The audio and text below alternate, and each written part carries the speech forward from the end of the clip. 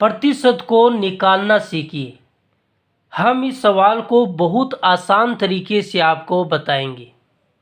सबसे पहले प्रतिशत में आपको यह बात ध्यान रखने योग्य है कि प्रतिशत के निशान को हटाना हो तो आपको भाग में 100 लगाना होगा। यहाँ पर पूछा है 80 का 40% और 40 का 20% कितना होगा। ये 80 का बीच में का आ रहा है और 40 का 20%, ये का जब आता है तो हमेशा गुणा किया जाता है। तो सबसे पहले हम यहाँ पर दिया है 80%, तो इस प्रतिशत को मैं हटाना चाहता हूँ तो यहाँ पर प्रतिशत के निशान को हटाएंगे तो नीचे 100 लग जाएगा।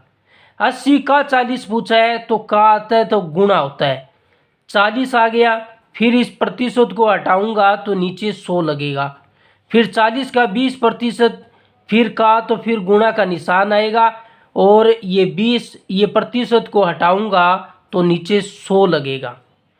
अब यहाँ से एक शून्य से एक शून्य कैंसिल, एक शून्य से एक शून्य कैंसिल, एक शून्य से एक शून्य कैंसिल, तो यहाँ पर 8 नीचे 10 गुणा ऊपर 4 नीचे 10 गुणा ऊपर 2 और नीचे 10।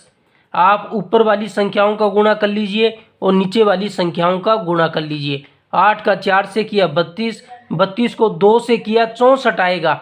नीचे 10 का 10 से करेंगे 100, 100 का 10 से करेंगे तो 1000 आएगा। अब हमें 64 में 1000 का भाग देना है तो यहाँ पर नीचे 3 शून्य 1 2 3, तो हमें 3 संख्या के बाद पॉइंट लगाना है। तो हमारे पास तो ऊपर 2 संख्या है, एक हम ले लेते हैं 0, 6 और 4, ये 3 संख्या हो गई। 2 संख्या थी और तीसरी 0 लिख देंगे तो कोई फर्क नहीं पड़ेगा।